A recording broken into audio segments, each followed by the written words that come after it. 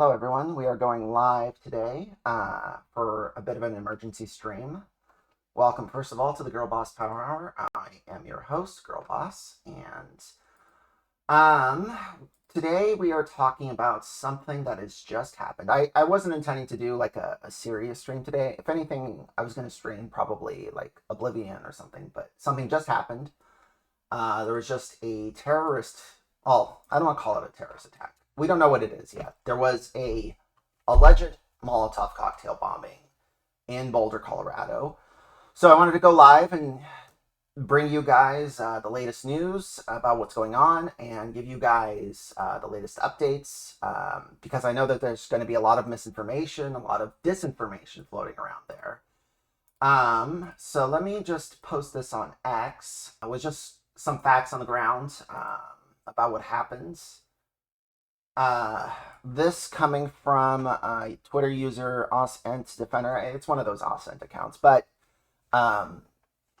this appears to be what the local reporting is also matching. So FBI and local law enforcement report that they are responding to a possible terror attack in targeting Israeli supporters in Boulder, Colorado.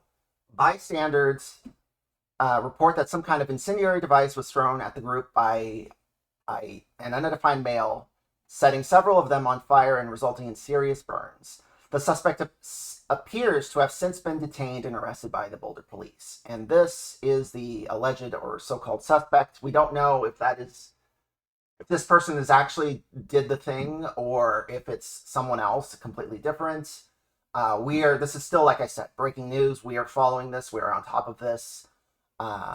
And we're staying on top of it. We want to make sure that if you're tuning in just now, that you get the accurate facts as I find them and as the rest of the online community finds them. I want this to be a space today for reporting truth and facts. So let's go next to let's see if the police said that they were going to go live at 4 p.m. Mountain Time. It is currently 4 p.m. Mountain Time, so let's see if they are indeed live. They might not be yet. Boulder. And the reason why I'm going to the Boulder police, yes, it could 100% be possible that whatever they say will be misinformation or even an outright lie. But it's still important, I think, especially in the early moments of an incident such as this, to gather all reactions, to gather all information that we can, so that we can determine, at least with a certain, confidence about the truth of what is actually happening. So I'm on the Boulder, Colorado Police's website right now, and I am not seeing anything as yet, though we will, as soon as they go live, we will, of course, be bringing it to you guys as well at the same time. This is another picture of the so-called alleged suspect. Again, we don't know who this guy is or what he's doing. According to this X account, again, completely unconfirmed. But this is the alleged so-called person who committed the violent act. Jared Polis has a statement out on the matter. Pearl Street attack. I am closely monitoring the situation in Boulder, and my thoughts go out to the people who have been injured and impacted by this heinous act of terror. Hate-filled acts of any kind are unacceptable. See, this is why I wanted to go live immediately, because already we're seeing the governor of Colorado, for instance, call this a heinous act of terror. We don't know that. He doesn't know that. He doesn't know anything, I bet. He doesn't know who did this, why they did it, if there's a manifesto released, if there's a group claiming responsibility. We just don't know. Now, there is, and I'll get to it in a little bit, we do have information about who was targeted, allegedly, again. This group that was targeted is related to the Israel-Palestine, to the Palestinian genocide, really, if we want to call it that, but really to the Israel-Palestine conflict. So it is entirely possible that it could be many things. It could be a crazy guy. Anyways, to continue on with the statement here. While details emerge, the state works with local and federal law enforcement to support this investigation. More information will be provided as it becomes available. CBS, Boulder Community Health, working hard to triage 2 people life flighted from the scene. Okay. So this is also something I wanted to mention. FBI personnel are already on the scene. This is Dan Bongino, the deputy FBI director. I'm sorry, that is just such an insane thing to say. I know Dan Bongino growing up with my parents. He was always a crazy conservative Radiohead, and for him to be sitting right now as the deputy FBI director is insane. Oh, hey, Molly. She just...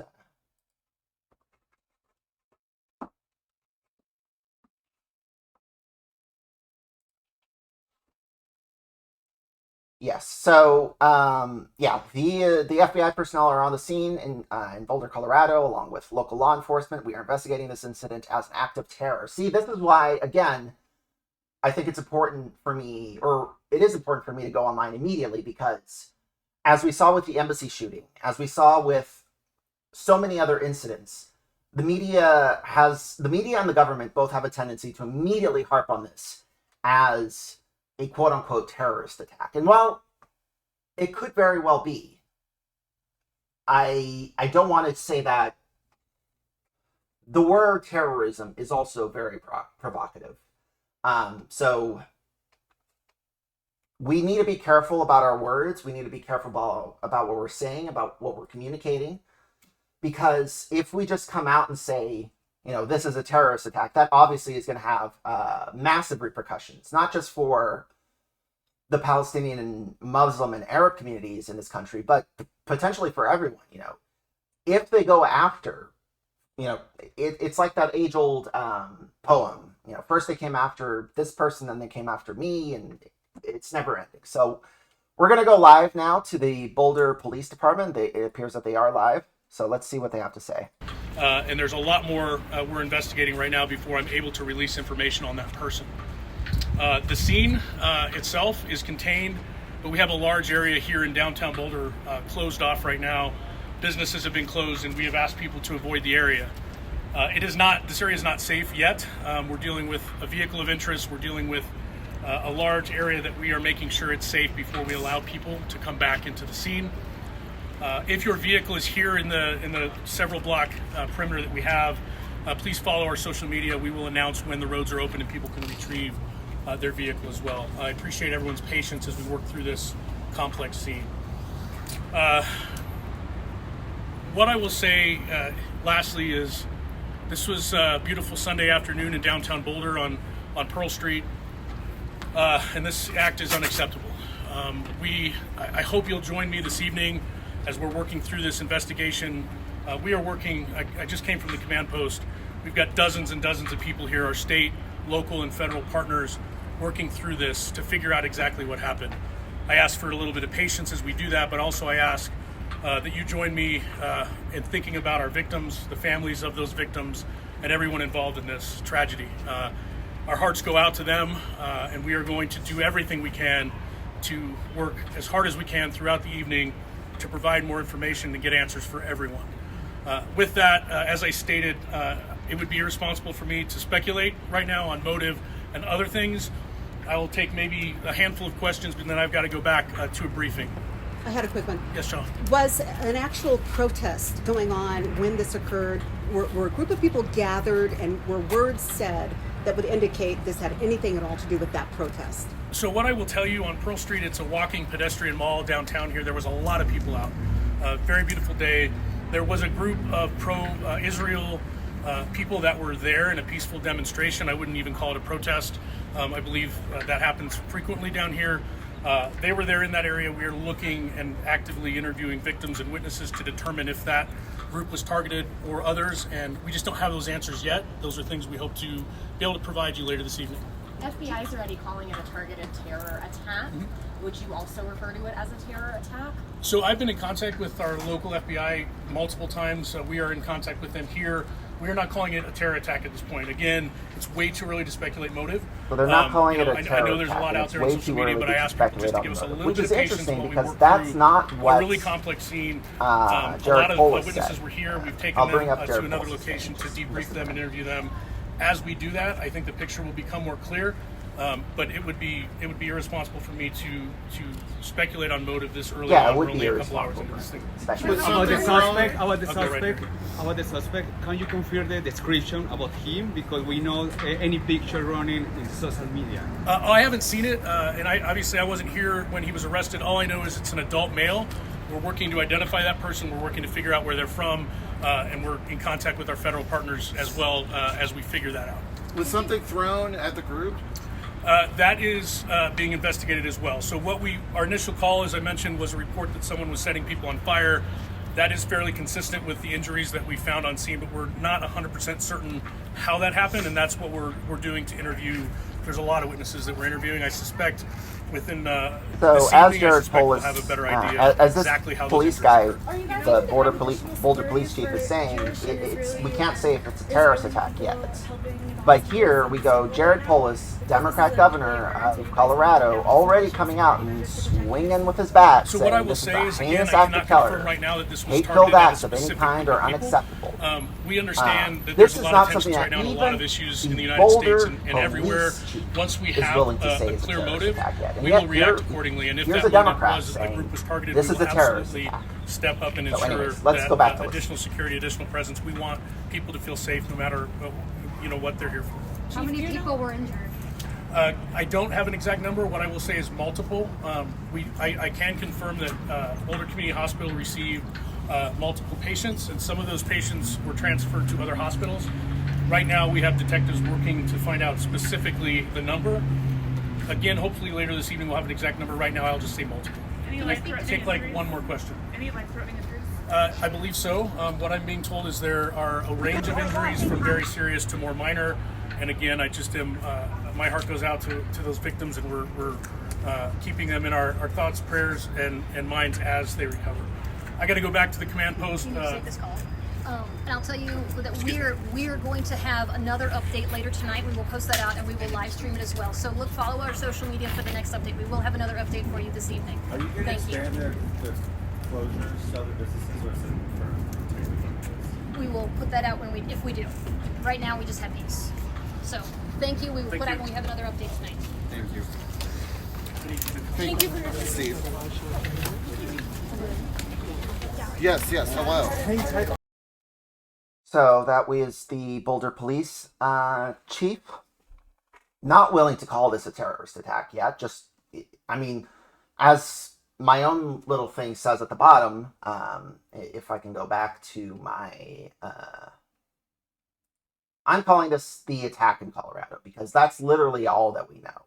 We don't know who the suspect is. We don't know who the victims are. We don't know how many victims there are. We don't know if there's a motive, if there's a manifesto, if any groups have claimed responsibility. We don't know anything. I do know, however, some facts, and that's what we're here to report today. We're here to report some facts as they're developing on the ground, and we're going to bring them to you live for the next couple minutes today, and hopefully from there we can counteract the growing narrative that this is some sort of evil sort of terrorist attack. Now, because I did go live without much preparation today, I do need to adjust my camera. Apologies for the live edits, but I was planning on going live today, just not about this. And then this happened, and I was like, oh crap.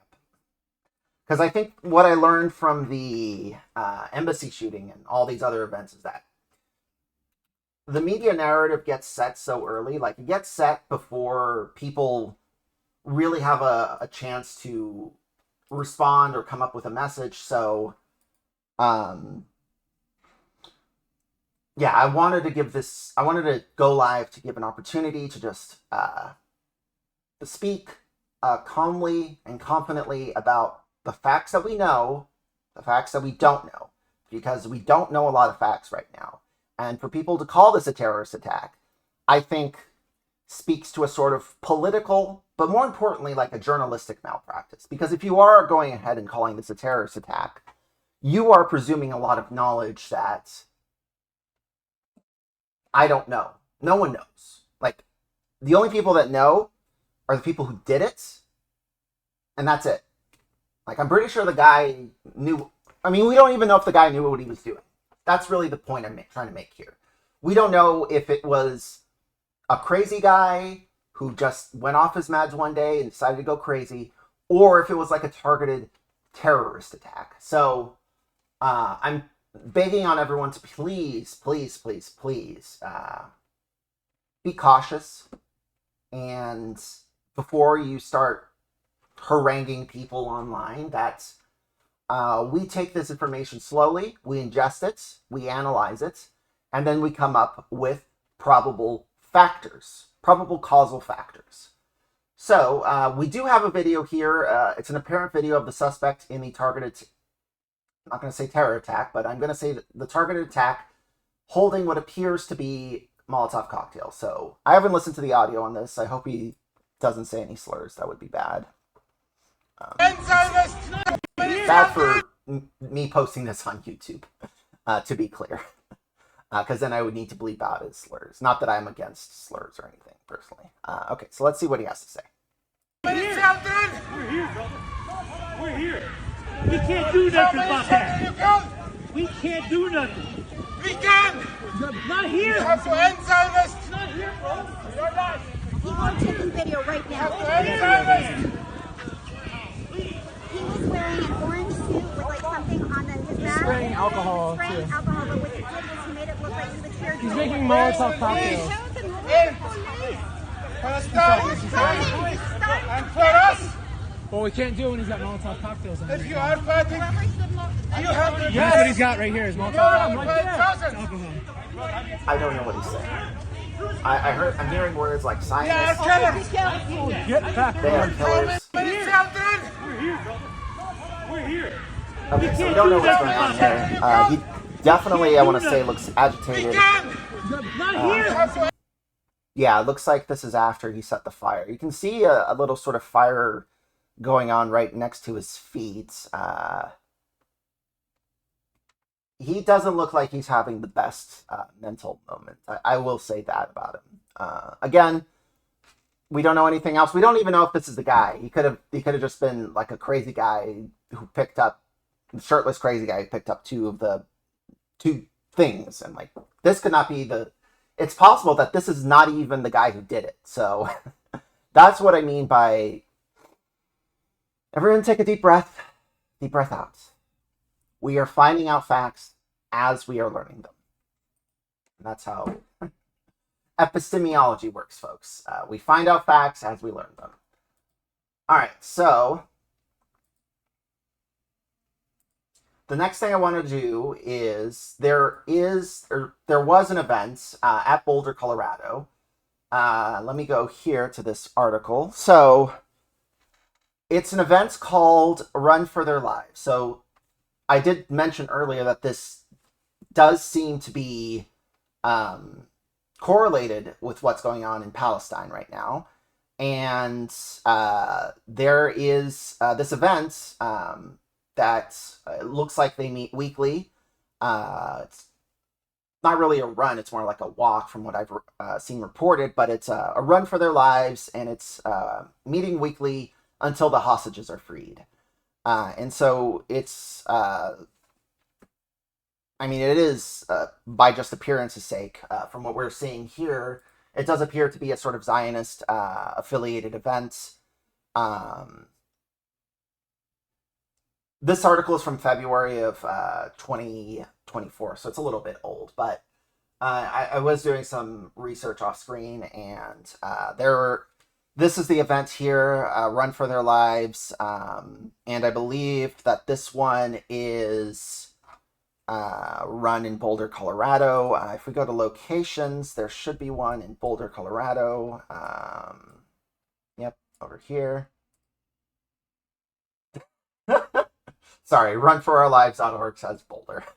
Yes, I'm aware. Yes. I don't get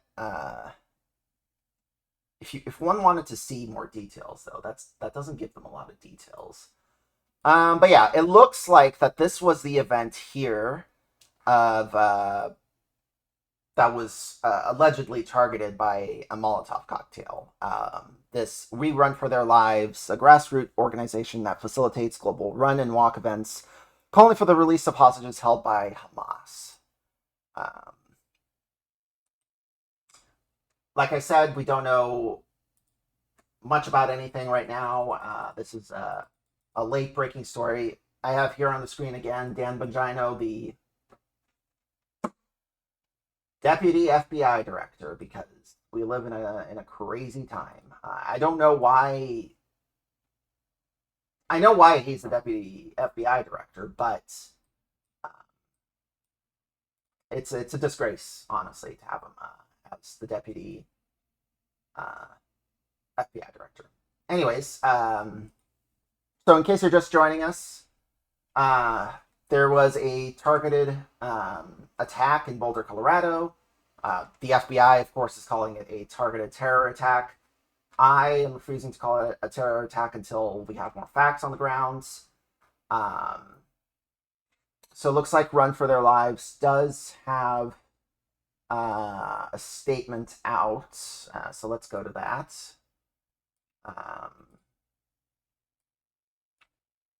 Yeah. So they were doing they do a weekly walk, this this group. I don't even know if it's a Zionist group. I mean, there's a lot of people that I don't want to give benefit to any Zionist groups, but you know, people asking for the release of hostages and just that that doesn't necessarily mean that they are, you know, Kahanist terrorists. I'm the first person to condemn radical Kahanist terrorism, specifically led by the Israeli government, which, as we all know, is run by these Kahanist terrorists. Itamar Ben-Gvir, Benjamin Netanyahu. These are all not convicted war criminals, but hopefully will be soon. But these are all indicted war criminals for the charges of genocide. So I'm not comparing these people to that because I don't know anything about these people. I literally just found out about this thing that just happened today. And I, again, just wanted to come forward and report on it in a spirit of bringing truth and bringing facts as they're being reported and as I'm able to vet them, because I don't want to just spew out misinformation. That's the one thing I don't want to do today. I don't want to do disinformation. I don't want to do misinformation. I only want to do facts. The facts on the ground, as we just saw from the Boulder Police Department, are that this was an attack that potentially involved Molotov cocktails. There is potentially a suspect in custody, and that's it. That's all we know. Now, there is reporting that there was a group called Run for Their Lives, and they meet weekly at 1 p.m. at Pearl Street in Boulder, Colorado. And let's see if we can go live, actually, to Boulder, Colorado. Let's get a live feed of Boulder. And they're raising awareness about the hostages, the Israeli hostages still in Gaza. They've been doing this, they said, since October 7th. They're a known group that walks through there. They've got a presence in Denver. They've got a presence in Boulder. The police chief even referenced, yes, we know about this group. To your point, though, this is something they're still trying to do some interviews and see if they can formally connect this. We have a number of crew out there this afternoon who are trying to link up with people, speak to witnesses. A lot of witnesses saw this happen. We heard from a number of people pretty quickly who were on the ground. This didn't happen in a corner in the middle of nowhere. It was right in the middle of the mall this afternoon. Our Rachel Krause is out as well. She has been speaking to a number of witnesses. She's at the media staging where the police chief wrapped up. Rachel, catch us up on what you're learning at this hour. Yeah, as you guys mentioned, just a few minutes ago, we were able to hear from Boulder Police Chief Stephen Redfern, who confirmed that multiple people were burned in that attack earlier today. He did not confirm that it was a terror attack that we have been hearing from higher level officials earlier, only that they are continuing to investigate. We also don't know yet exactly how many people were burned in the attack. Yeah, so they're just reporting what I just literally reported on. So this is the Pearl Street Mall in Boulder, Colorado. As you can see, it's pretty central to the city. And if in fact, let's see if we can get a a view on the ground of where the alleged incident took place. So this is Pearl Street. I believe, if I'm not mistaken, it happens because if you saw in the videos with the suspect, it was on the green. Yeah, here we go. This is where it was actually here. So this is where the alleged incident took place. If you look at the picture of the suspect, that's where he was located. Bring this over here. So side by side, this is the suspect, and this appears to be the location at Pearl Street. So this is, of course, this was not taken, this Google Maps image was not taken today, the day of the incident, but it was taken September 2024. But just to give you an idea of the surrounding environment. So this is the video that we've seen of the suspect was taken right in front of the courthouse of Boulder, Colorado. And if we pan the camera around, we can see it's your standard gentrified neighborhood. You know, we got a bunch of shops, we got a lot of thoroughway, and people walking hereabouts in memory of our honored hero. I wonder who that is. Probably someone who fought in the Civil War. Hope on the Union side, folks. Let's take a closer look at this person right here. Just getting a better understanding of the surroundings, trying to ground this event in the particularities of what's going on. I can't really zoom in, and I can't really read that, but I do see 1857 as the date there, so that's interesting. I don't know what that L means, but I bet someone from Boulder, Colorado could answer that. Oh, there's another little statue here. So yeah, it's just a standard, your standard Americana downtown mall sort of area. Not really a closed mall. The way it reads, it's kind of like your typical closed mall where it's like it's all indoors. You got your Radio Shack, you got your Best Buy. I don't even know if Best Buys are in malls, but you got your GameStop. You got your McDonald's. You got your typical indoor enclosed mall. But it looks like from this picture, it was not an indoor mall, it's more of an outdoor mall. So this is in honor of World War veterans of Boulder County. Oh. 1917 to 1918. Not even a specific dude, it's just a random dude. I've seen a ton of these actually all over the United States. These World War I monuments. I think it was hugely I don't know when they were all set up, but I've seen them all over the United States of America. And I've been here for, gosh, nearly almost 3 decades now. So, okay, we are maneuvering along. Let's see if they have anything else to update. What happened, what we know so far, like I just mentioned, the FBI says that they are investigating an act of terror and targeted violence on Pearl Street. No, they don't know anything. Okay, cool. So I am trying to find their statements, the run for their lives folks. Okay, I think I found it, but it's behind a paywall, so I'm gonna do a little something about that. I'm not paying for the New York Times. That's just I would rather democracy die in darkness than pay for the New York Times. Okay, so this is from the New York Times. An incendiary device was thrown at walkers at the Run for Their Lives event. I wonder if this opens anything. No, this is just the event. Boulder police said this. And they said that Boulder's Jewish community, but who is the Jewish community? Anyways, so this is a live cam of apparently Boulder, Colorado, by the Breckenridge Associates Real Estate. I don't know where Breckenridge Main Street is, but it looks like there's not panic gripping the streets. We're not seeing riots. We're not seeing anything like that. So that's good to know. Not that that was of concern, but you never know with these sort of incidents. Good to keep an eye out on that type of stuff. Please do not go into that area. Stay away for your own safety as they work. This is a story that we'll be covering throughout the night. We will continue to update you here on. Yeah, if the mainstream media is jumping on this as like a late breaking everyone panic sort of story. I think that it behooves us to also treat it likewise. I mean, I don't think that we should discount or ignore it. I don't think that, obviously, I don't want to inflame tensions, and I don't want to report misinformation. So that I want to be sure, make sure I am clear about, is that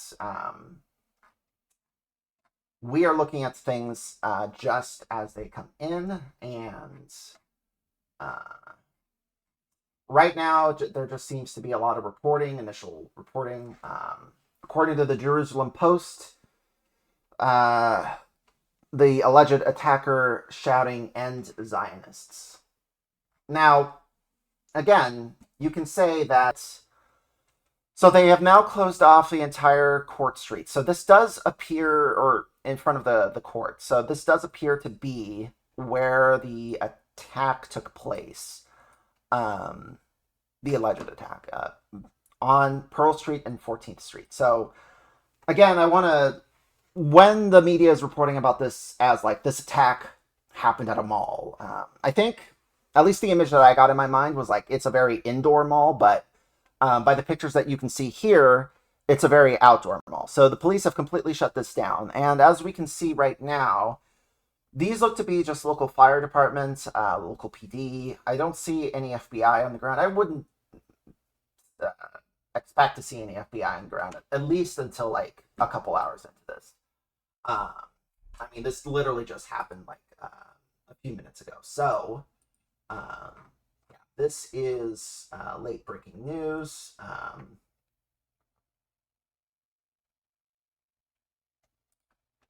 And obviously there could be videos of the incident that those could go online. I'm not going to share them with you guys, but I am going to, of course, report what I see, report what I find out, and we will go there. And okay, so this is what I'm talking about. So the New York Post is already calling this a hate-fueled madman who has launched a targeted terror attack at Israeli hostages event in Boulder, Colorado.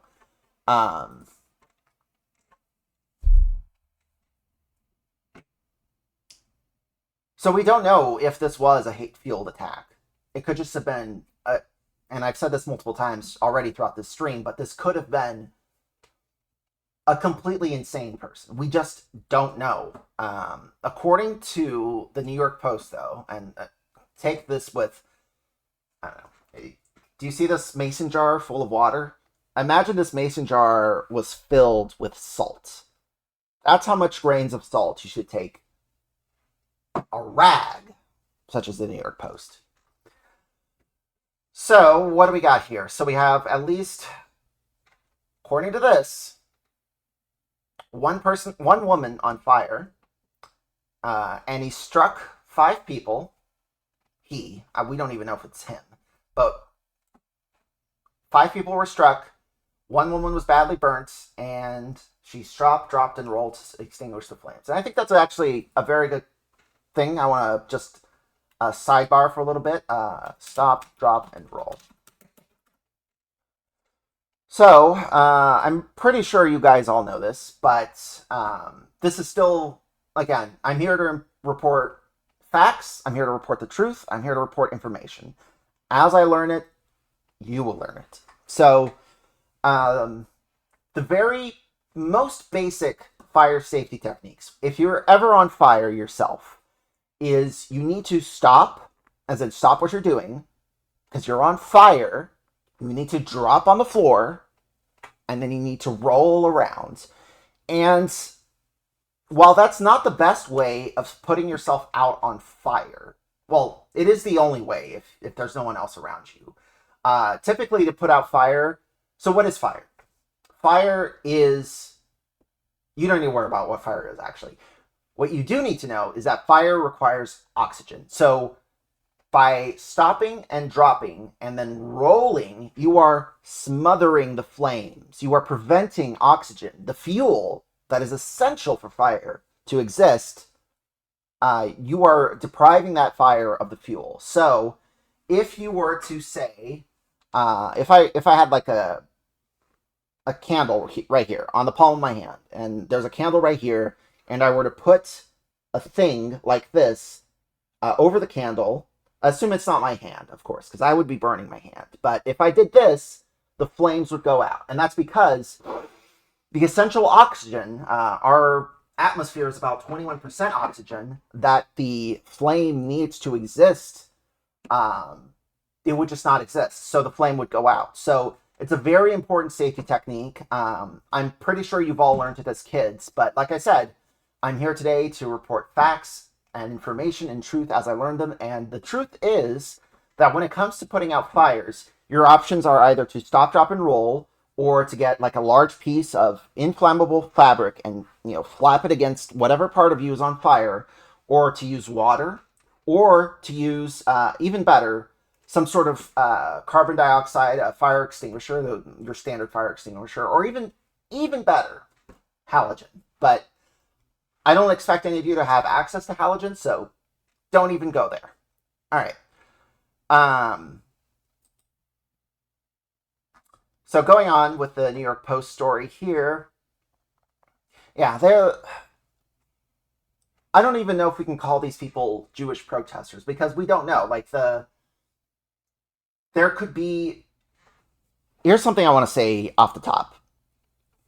To be a Zionist, you don't have to be Jewish. That's not me saying that. That's literally Joe Biden who said that. Let me see if I can pull that up. There is this inextricable tie between culture, religion, ethnicity that most people don't fully understand. That is unique and, how can I say it? So strong with Jews worldwide. There is a, I mean, you know, I used to say early on when I was a kid, I'd say, when I was a young senator, I'd say, if I were a Jew, I'd be a Zionist. I am a Zionist. You don't have to be a Jew to be a Zionist. Exactly. So, we don't know if these people were Jewish or not even, because you don't have to be Jewish to be a Zionist. And in fact, the vast majority of Americans who are Zionists are not Jewish. We're talking about predominantly evangelical people, but also people of wide array of religious and even a-religious backgrounds. So what we do know about this event is that they were marching against, or I don't want to say they were marching against, but they were marching for the release of the hostages held by Hamas, which on its face, yeah, it does seem like a sort of Zionist thing to do. Like, why would you be marching for the release of the hostages and not for the end of the genocide?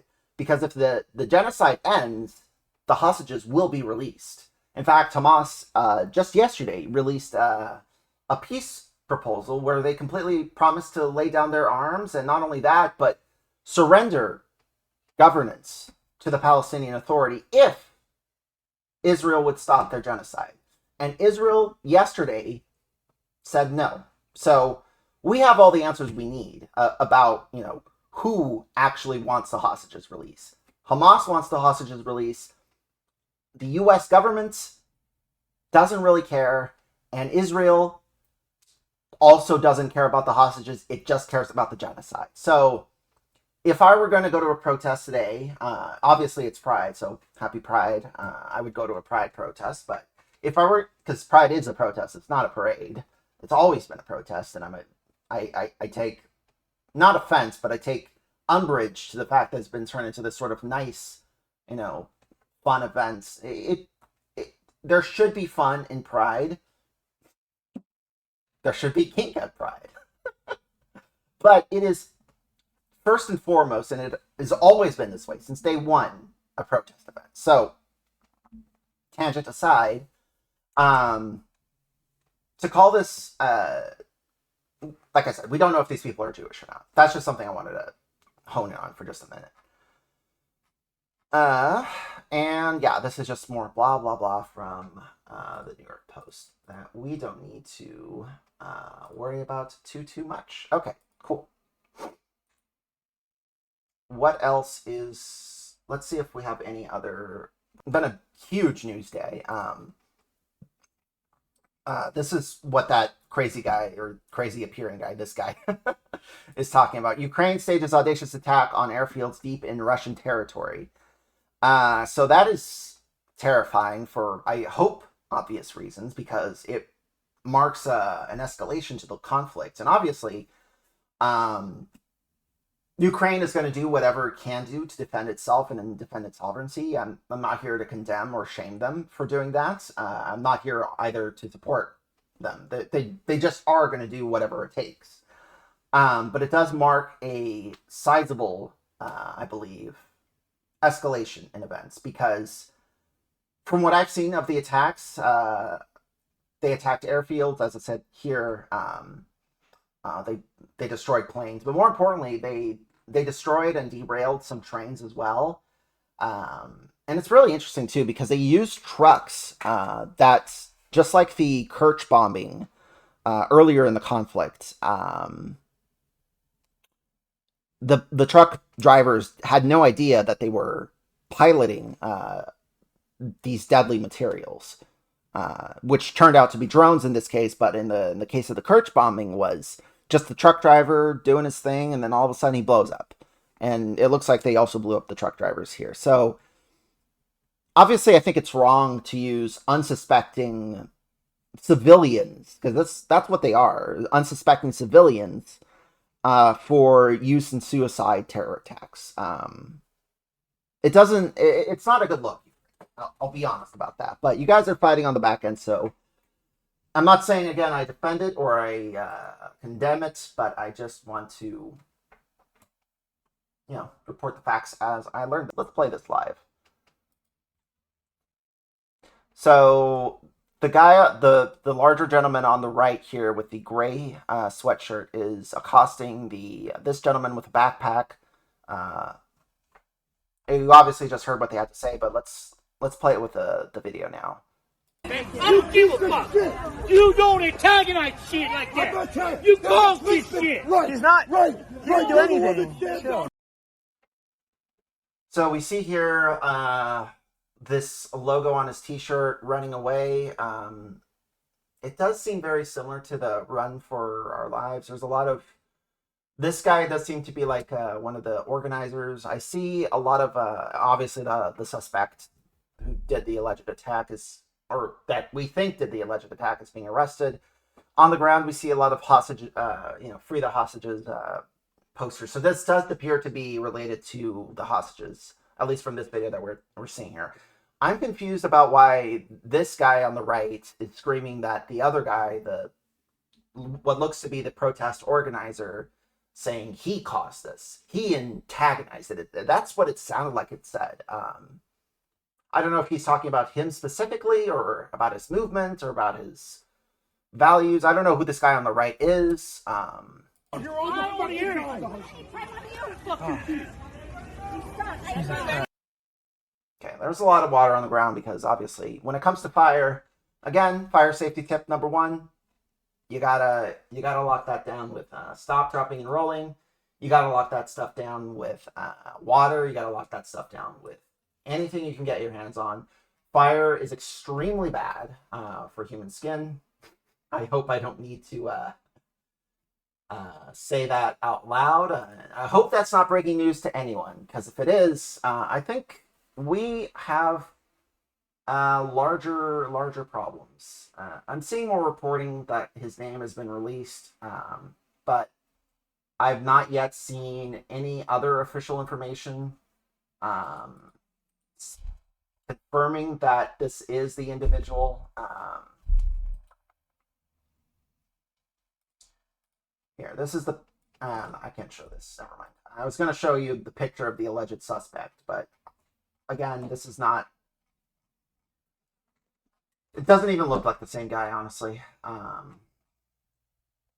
So we're still tracking this. We're still following this. We're still alive. We're still discussing what's going on in Boulder, Colorado.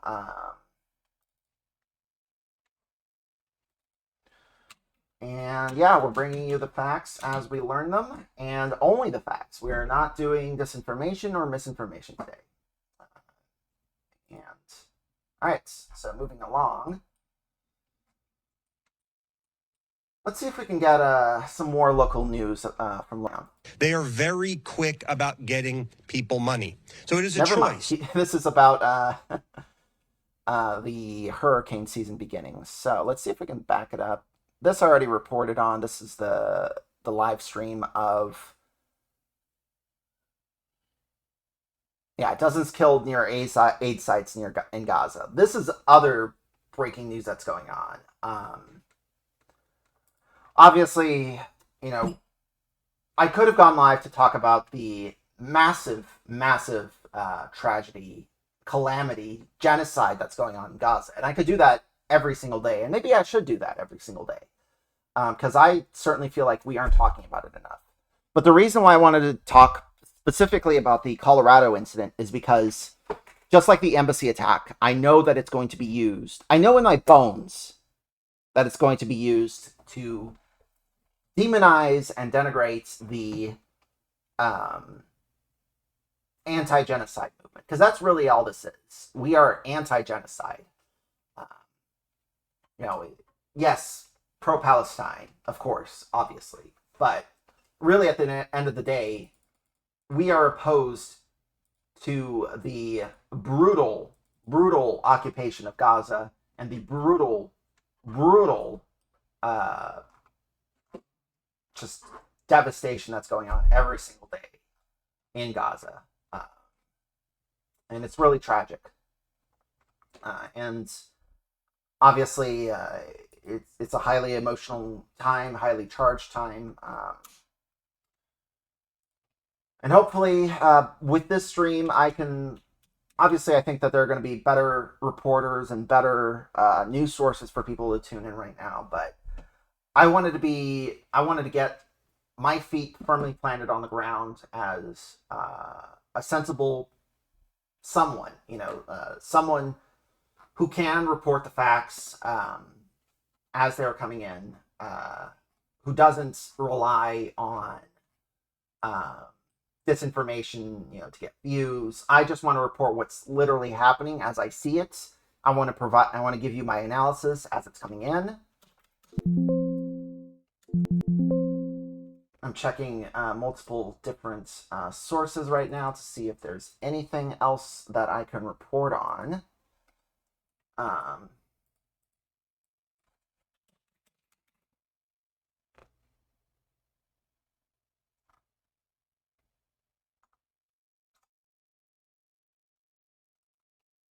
Let's go to NBC News.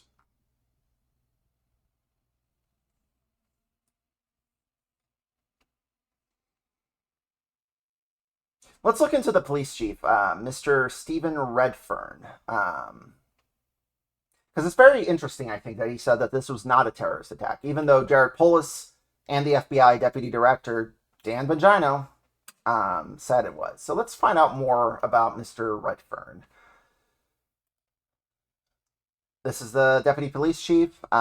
He was interim police chief in January 24, and then permanent chief. So he's not been police chief for very long. He's only been police chief, acting as a police chief since January, but only officially the police chief since September. But he does have 23 years of law enforcement, very local education, pretty standard, what you would expect from a cop. Interesting that he worked at the Columbine, time and place, Columbine, Colorado. Obviously, he would be involved there if he was working as a cop. But interesting that he was a 9/11 dispatcher during the Columbine mass shooting. Rose through the ranks, 400 employees, yep, all pretty standard. So this is This was the shooting that happened, I believe, at Aurora, Colorado. I might be wrong about that one, though. Oh, interesting. He's the department's LGBTQ plus police liaison. I'm not saying that as like a good thing, like, oh, but more or less like, it's just an interesting fact. BPD interim chief. Sorry, that's a little bit of a DSM-5 joke. I am the interim chief of borderline personality disorder. Yeah, they should change their acronyms to something else. Okay. So, seems like a pretty standard guy. Nothing really there to report. Let's hold on. I don't want to share that. That's my LinkedIn. I want to just see if there's anything here on his LinkedIn that would. Interesting. So it's more of the same, but he was in Aurora. Okay, he was in Aurora during the shooting that happened there. So it does make sense that he was leading the triage for the Aurora shooting. And in case you don't know what the heck I'm talking about, the Colorado Aurora shooting, and that should just get us to that. So this guy was involved at the Century 16 Aurora shooting, and also the Dark Knight Rises shooting. I'm pretty sure you guys have all seen the shooter. It's this guy. It's James Holmes, the mass murderer. He killed 12 people. I believe his motive, I might be completely incorrect about this. I'm not going to say what his motive was because I don't want to be incorrect on stream. But yeah, he committed murder, and Stephen Redfern was involved in the response to that.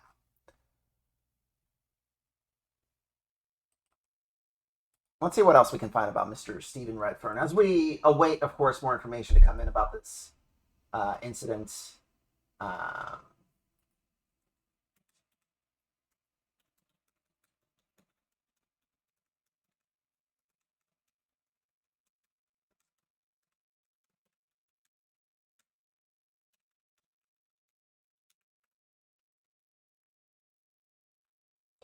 All right, so Boulder City Manager accuses NAACP of attempted blackmail in police police chief dispute.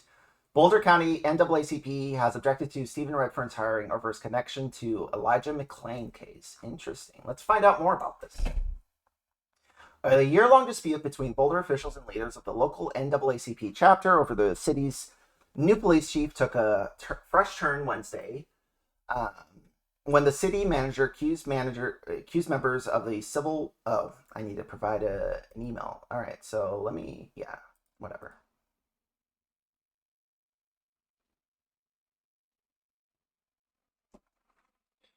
A member of the Boulder County NAACP secretly recorded what was intended to be a confidential mediation session on July 25th between three members of the civil rights organization. Boulder Police Chief Stephen Redfern. This is the guy who just did he's the police chief of Boulder.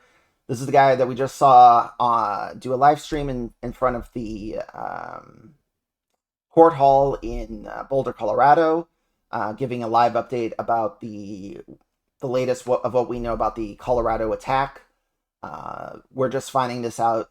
Of course, if you're just tuning in, we're talking today about the late breaking news in Boulder, Colorado, where there was an alleged Molotov cocktail firebombing of what appears to be a quote unquote free the hostages event. Some would say it's a Zionist event. I still don't know the full connections between the group that's running this and official Zionist organizations. There does seem to be some interplay. We're just finding this out now. So anyways, we're learning more about the police chief who was delivering the statements, reporting about what the police knew, their official statements, and they didn't know much, but it was interesting, and I noted it at the time as I was listening to it, that he did not call this a terrorist attack, even though Dan Bongino, Jared Polis were like, yes, this is 110% a terrorist attack. So we're finding out as much as we can about Mr. Redfern, the police chief, and we're just trying to see like what's he about. So I found this interesting article. Boulder City manager accuses NAACP of attempted blackmail in police chief dispute. So I'm reading this article out loud now. I've never read it before. We're finding out this information live together. So Boulder County NAACP President Annette James then threatened. Let me scroll back up a little bit. A member of the NAACP secretly recorded what was intended to be a confidential mediation session on July 25th between 3 members of the civil rights organization: Boulder Police Chief Stephen Redfern, Police Chief of Staff Alistair McNiven, and City Manager Nuria Rivera Vandermeide, the city manager alleged in a news release Wednesday. This article, by the way, is from October of last year. So the NAACP president, Annette James, then threatened in an email to make that information public if the city hired Redfern, and they did end up hiring Redfern as a permanent police chief. Rivera Vandermeide alleged in the news release she did not provide a copy of the August 30th email, but quoted James as saying the organization wanted to expose Redfern's obviously dangerous behavior. The truth, it said, will set you free. In this instance, perhaps knowing the truth will be told will free you to make the obvious correct choice for the chief of Boulder Police, James wrote, according to Rivera Vandermeide. James on Wednesday said her comments were never intended as a threat or as blackmail. Nothing about any of the interactions that we had with the police in any way is threatening. It's about the NAACP looking for a police chief that is someone who black folks can live in Boulder and not feel terrorized by. And Redfern has proven time and time again that he is extremely anti-black. That's concerning. It is our mission at the NAACP to look for quality, integrity, people with integrity, people who are humane in policing, and this guy does not meet those criteria. The dispute over Redfern, who joined the Boulder Police Department in 2021, began a year ago when local NAACP accused Redfern of attempting to cover up the death of Elijah McClain, a 23-year-old black man who died after an Aurora police officer put him in a neck hold and a paramedic injected him with an overdose of sedative ketamine in 2019. So actually, I know this story. I remember hearing about it. Elijah McClain, if you guys don't know, was murdered by the Aurora police a little over 5 years ago now, almost 6. And just as it said here, a paramedic injected him with an overdose of the sedative ketamine, and he just died after being placed in a chokehold by the police officer. So it was a very tragic event, and it was one of those events that when it happened, so 2019, important to keep it in mind, George Floyd, end of May 2020, Donald Trump's first term of president, and all these police brutality events were building one on top of the other. And the death of, or not the death, I don't want to call it the death, but the murder of Elijah McClain, I want to say, was one of those incidents that really built up to the Black Lives Matter movement. So there's been a lot of interesting tie-ins here. I mean, this Redfern guy was involved in the 2012 Aurora shooting. He was involved in the murder of Elijah McClain, and now he appears to be involved as well in this latest attack in Colorado. So I guess when you're in a position of authority, like being in the police, you're gonna see a lot of stuff. But let's find out more about what he did with regards to McClain's murder. So Redfern, who was a captain in the Aurora Police Department at the time of McClain's murder, has consistently denied the accusations. Boulder promoted Redfern to permanent police chief on September 6th, 9 months after he was named interim chief in January. On Friday, the Boulder County NAACP issued a news release protesting Redfern's hiring that included 4 pages of dialogue. It said it was from the July 25th mediation meeting. Unfortunately, this link does not exist anymore, so we cannot look at it. But suffice it to say, it's extremely concerning to be hearing this news and to be seeing it. Obviously, this link doesn't work as well. I'm just scrolling down to get to more relevant information.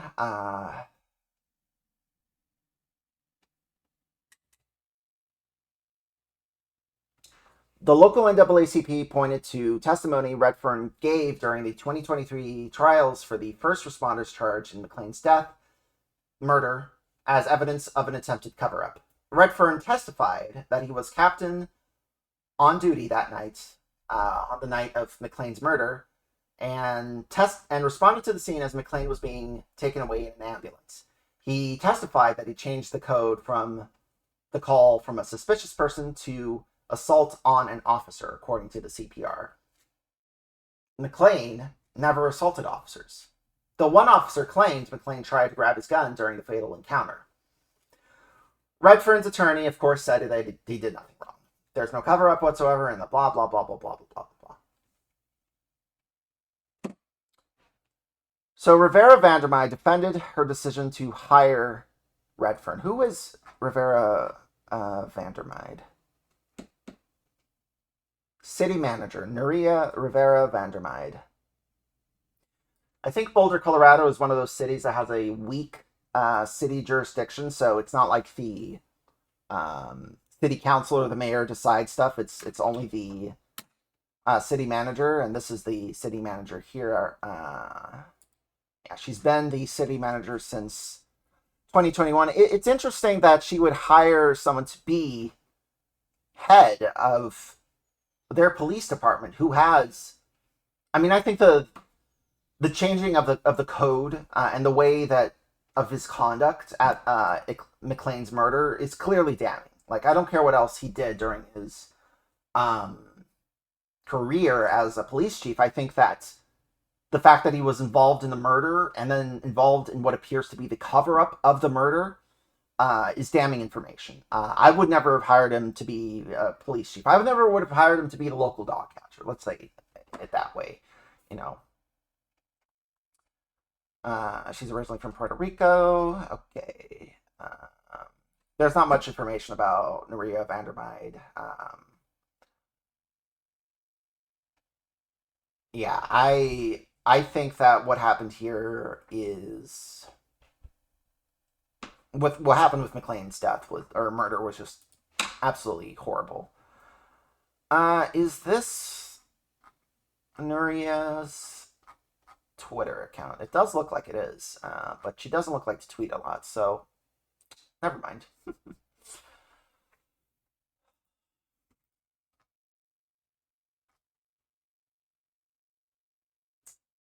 Yeah.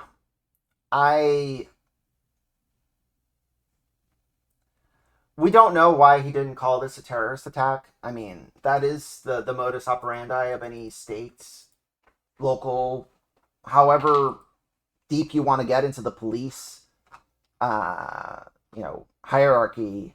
They would immediately say, oh, this was a terrorist attack. Like, just look at what happened with the embassy shooting. Immediately, they were like, this is a terrorist attack. This is one of the worst terrorist attacks in human history. 9/11 times 2. Yeah, we're looking at right now into some more information about what's going on. Of course, we got creatures such as Nicholas Fuentes calling this an attack, a terrorist attack.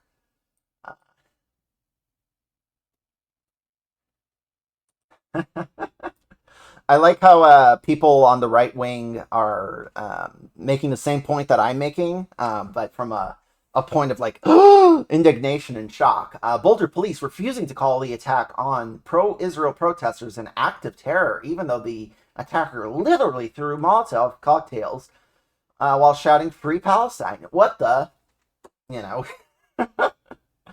So we're making the same point here, folks, but I'm making it from the point of, oh, interesting. Let's find out more about this cat. But these guys are like tearing out their hair. It's that I do find at least a little bit amusing. Yeah, I'm not seeing much more information about what's going on at the moment, but we are, like I said, keeping a very close eye on this. Let me go to a couple more different sources, and let's see if we can pull up anything else that's been going on. I'm jumping over and all around on the internet and seeing what's up. So they're in a commercial break. That we're very informed of what the storm is. All right, we don't care about the hurricane. I mean, we do care about hurricanes, but we're here. We're here just to see what's going on in Boulder, Colorado, and report the truth. Let's watch this news story. Let me put this news story up.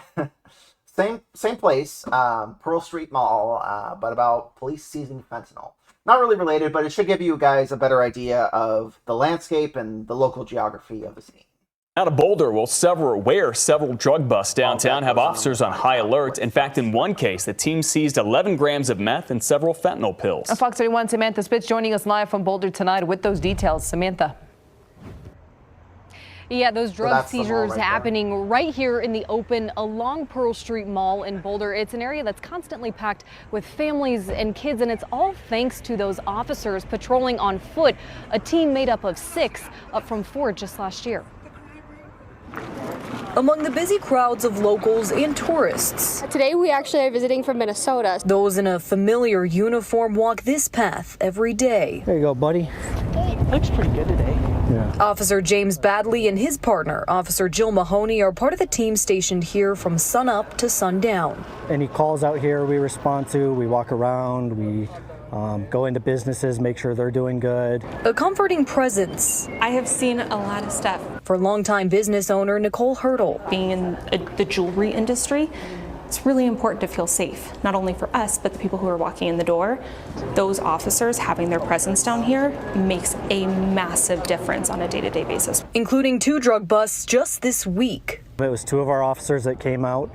They were doing exactly what we do every day, walking around, and they noticed some things that, some displays, some body animations that were like, hey, this is probably a drug deal. The team seized more than 11 grams of methamphetamine and several fentanyl pills. Sometimes when our officers on the street here make a lower level drug bust, that leads to larger drug busts. And it all started with a foot patrol.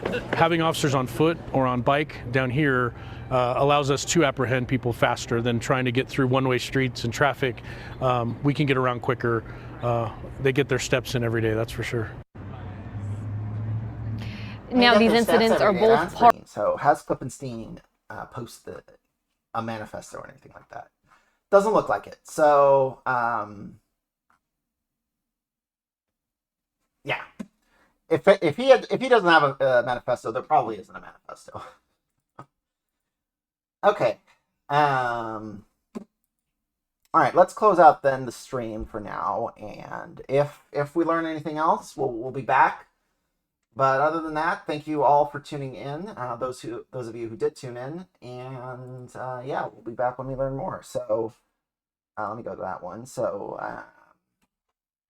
thank you all for tuning in to this emergency stream of the GirlBoss Power Hour. I've been your host as always, GirlBoss, and today we talked about it was an emergency stream. We got a late breaking news about the incident in Colorado where there was an alleged Molotov cocktail bombing of a what appears to be an event designed to raise awareness about freeing the hostages currently held by Hamas. So I think we can safely call that a Zionist event, or at least a pro-Zionist event. We don't know anything about the attacker. We don't know anything about if it was a terrorist attack. We don't know who the perpetrator is. We don't know if any groups have claimed responsibility. We have not seen any manifesto. I just had Glenn Klippenstein's post up. As we learn more, we will be back and we will bring you these live updates as we learn more. Thank you so much for tuning in. And this has been GirlBoss, and so are you.